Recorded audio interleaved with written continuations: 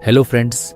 आज मैं आपको एक ऐसी किताब के बारे में बताने जा रहा हूं जिसने दुनिया भर में करोड़ों लोगों की सोच को बदल दिया। नाम है थिंक एंड ग्रो रिच, यानी सोचिए और अमीर बनिए, जिसे लिखा है प्रसिद्ध लेखक नेपोलियन हिल ने।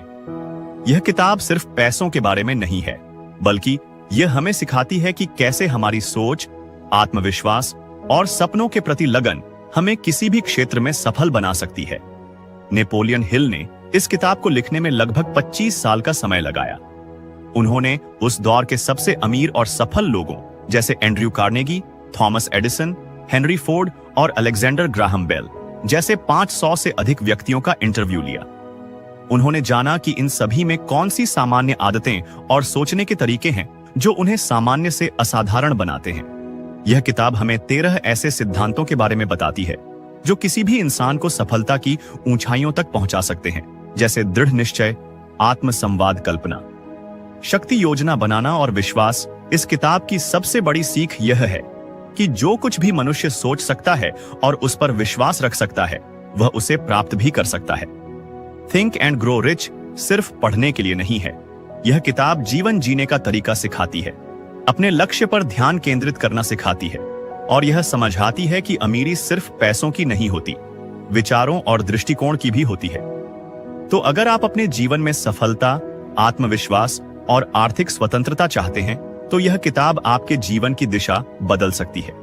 जो कुछ भी मनुष्य सोच सकता है और उस पर विश्वास कर सकता है, वह उसे प्राप्त भी कर सकता है। यह किताब की सबसे गहरी और शक्तिशाली पंक्ति है। लेखक नेपोलियन हिल इस अध्याय में बताते हैं कि हमारे जीवन में जो भी बड़ी चीजें होती हैं, चाहे वो धन हो, सफलता हो या कोई आविष्कार, वो सबसे पहले हमारे मन में एक विचार के रूप में जन्म लेती है। उन्होंने एडविन सी बार्न्स नामक एक व्यक्ति की कहानी से शुरुआत की है। बार्न्स एक साधारण इंसान था, लेकिन उसके मन में एक असाधारण सपना था, थॉमस एडिसन के साथ काम करना। उसके पास पैसा नहीं था, अच्छे कपड़े नहीं थे, ट्रेन टिकट तक उधार में लिया था, लेकिन उसके पास था एक पक्का विचार और अटल निश्चय। जब बार्न्स ने एडिसन से कहा कि वह उनके साथ काम करना चाहता है, तो वह पहले एक मामूली कर्मचारी के तौर पर रखा गया, लेकिन उसने अपने लक्ष्य को कभी नहीं छोड़ा और कुछ सालों बाद उसने एडिसन के साथ पार्टनरशिप की, ठीक वैसे जैसे उसने सोचा था। इस अध्याय में नेपोलियन हिल हमें यह समझाते हैं कि धन या सफलता अचानक नहीं मिलती। वह पहले एक विचार के रूप में मन में जन्म लेती है, फिर उस विचार को मजबूत इच्छा शक्ति, विश्वास और कार्य के माध्यम से हकीकत में बदला जाता है। नेपोलियन हिल इस अध्याय में कहते हैं कि यदि आप जीवन में कुछ भी बड़ा पाना चाहते हैं, चाहे वह पैसा हो, सम्मान हो, करियर हो या कोई सपना, तो उसकी शुरुआत सिर्फ एक चीज से होती है, इच्छा। यह कोई साधारण इच्छा नहीं होनी चाहिए, यह होनी चाहिए जलती हुई, मजबूत और लगातार बनी रहने वाली इच्छा, जो तब तक पीछा न छोड़े जब तक लक्ष्य पूरा न हो जाए। लेखक इस अध्याय में फिर से एडविन सी बार्न्स का उदाहरण देते हैं। बार्न्स ने सिर्फ यह सोचा नहीं कि वह अमीर बनेगा, उसने ठान लिया था कि वह थॉमस एडिसन के साथ काम करेगा और पार्टनर बनेगा। यही इच्छा उसकी सबसे बड़ी पूंजी थी। उसके पास ना धन था, ना उच्च शिक्षा, ना ही कोई सिफारिश। फिर भी उसने अपने मन में इतनी स्पष्टता से यह सोच रखा था कि उसे कोई रोक नहीं पाया। इच्छा को सच करने की विधि। नेपोलियन हिल बताते हैं कि अगर कोई व्यक्ति अमीर बनना चाहता है, तो उसे ये 6 स्टेप्स लिखकर रोज दोहराने चाहिए। 1. आप कितनी धनराशि चाहते हैं, उसका एक निश्चित आंकड़ा तय करें। 2. तय करें कि आप बदले में क्या देंगे, मेहनत, सेवा, समय या कोई विचार। 3. एक स्पष्ट तारीख तय करें जब तक आप वह धन प्राप्त करना चाहते हैं। 4. एक सटीक योजना बनाएं और उसे तुरंत लागू करना शुरू करें। 5. उपरोक्त सब बातें एक लिखित कथन में लिखें। 6. इस कथन को दिन में 2 बार जोर से पढ़ें, सुबह और रात, और खुद को पहले से कल्पना करें कि आप यह धन प्राप्त कर चुके हैं। नेपोलियन हिल इस अध्याय में कहते हैं कि इच्छा तो सफलता की शुरुआत है, लेकिन उसे विश्वास के बिना कोई शक्ति नहीं मिलती। यदि आप अपने विचारों और सपनों पर गहरा विश्वास नहीं रखते, तो वे कभी साकार नहीं हो सकते। विश्वास यानी यह अडिग यकीन कि मैं जो चाहता हूं वह मुझे मिलेगा, भले ही अभी वह चीज मेरी पहुंच से दूर लग रही हो। मन की शक्ति और विश्वास की भूमिका यह अध्याय बताता है कि हमारा अवचेतन मन वही स्वीकार करता है जो हम बार बार सोचते हैं और जिस पर विश्वास करते हैं। अगर हम बार बार खुद से कहते हैं कि मैं सफल हो सकता हूं, मैं अमीर बन सकता हूं, मुझे यह लक्ष्य पाना है, तो अवचेतन मन उन विचारों को सच मानने लगता है और हमारे काम, आदतें और निर्णय उसी दिशा में जाने लगते हैं। हिल कहते हैं कि आत्म संवाद यानी के जरिए हम अपने भीतर विश्वास पैदा कर सकते हैं। जब हम रोज अपने लक्ष्य को भावनाओं के साथ दोहराते हैं तो हमारा मन उस बात पर यकीन करने लगता है। जैसे, मुझे अपने जीवन में 10 लाख रुपए कमाने हैं, मैं इसके लिए पूरी मेहनत कर रहा हूं और मुझे विश्वास है कि मैं यह करूंगा।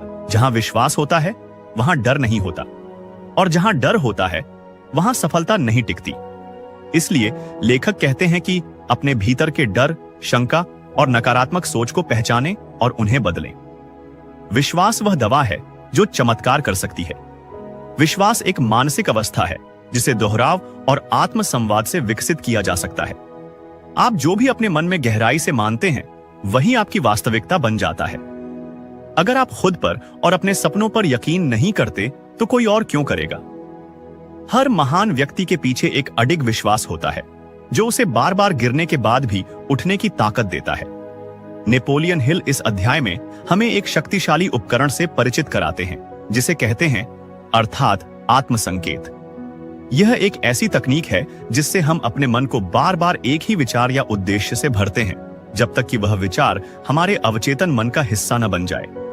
आत्मसंकेत का अर्थ है अपने आप से बार बार कुछ बातें बोलना या दोहराना ताकि मन उन्हें पूरी तरह स्वीकार कर ले। यह बिल्कुल वैसा ही है जैसे बीज को बार बार पानी देकर बोया जाता है। धीरे धीरे वह बीज एक वृक्ष बन जाता है। इसी तरह एक विचार या लक्ष्य को जब आप रोज दोहराते हैं तो वह विचार आपकी सोच, आदत और व्यवहार में उतरने लगता है। नेपोलियन हिल कहते हैं कि यदि आप किसी भी लक्ष्य जैसे धन, सफलता, नौकरी या आत्मविश्वास को पाना चाहते हैं तो आप ये प्रक्रिया अपनाएं। 1.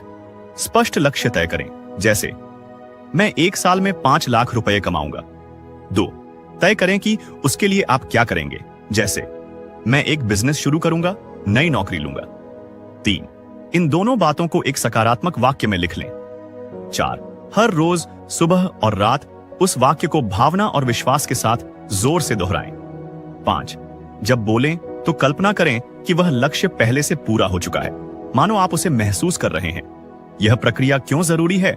हमारा अवचेतन मन किसी भी विचार को सच्चाई मान लेता है अगर वह बार बार दोहराया जाए, खासकर जब वह भावना के साथ जुड़ा हो। इसलिए अगर हम खुद को बार बार कहते हैं कि मैं असफल हूं, मेरे पास कुछ नहीं है, तो हमारा मन उसी को सच मान लेता है। लेकिन अगर हम खुद को रोज यह कहते हैं मैं सफल हूं, मैं अमीर बनने लायक हूं, तो मन उसी दिशा में काम करने लगता है। आत्मसंकेत एक सेतु है जो सचेत मन को अवचेतन मन से जोड़ता है। इसका सही उपयोग करने के लिए सिर्फ शब्द दोहराना नहीं, भावना और विश्वास भी जरूरी है। यह तकनीक हर क्षेत्र में उपयोगी है। पैसे कमाने, आत्मविश्वास बढ़ाने, डर खत्म करने, स्वास्थ्य सुधारने आदि में। आप जैसा सोचते हैं और जैसा अपने आप से कहते हैं वैसे ही बन जाते हैं। नेपोलियन हिल इस अध्याय में एक बहुत ही महत्वपूर्ण बात बताते हैं। ज्ञान तभी शक्ति है जब उसका सही और योजनाबद्ध उपयोग किया जाए। सिर्फ पढ़े लिखे होना सफलता की गारंटी नहीं है, बल्कि प्रासंगिक और विशेष ज्ञान जो किसी उद्देश्य की पूर्ति में मदद करे, वही असली ताकत है। लेखक 2 तरह के ज्ञान की बात करते हैं। एक, सामान्य ज्ञान, जैसे स्कूल, कॉलेज में पढ़ाई जाने वाली चीजें। यह ज्ञान विविध क्षेत्रों का होता है, लेकिन अक्सर बिना दिशा के होता है। 2, विशेष ज्ञान, वह ज्ञान जो किसी एक खास क्षेत्र में गहराई से अर्जित किया गया हो और जिसे आप किसी उद्देश्य के लिए प्रयोग करें, जैसे व्यापार, निवेश, तकनीक, लेखन, प्रबंधन आदि। कोई व्यक्ति बहुत सारी डिग्रियां रखता है, लेकिन अगर वह उस ज्ञान को किसी योजना या व्यवसाय में उपयोग नहीं करता तो वह उसके लिए ज्यादा लाभकारी नहीं। विशेष ज्ञान की खोज कैसे करें? हील कहते हैं कि जरूरी नहीं कि आपके पास सारा ज्ञान खुद हो।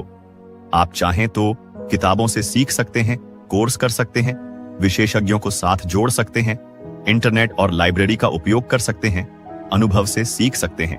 यहां तक कि अगर आप किसी खास क्षेत्र के जानकार नहीं भी हैं, तो आप एक मास्टरमाइंड ग्रुप बनाकर विशेषज्ञों की मदद ले सकते हैं।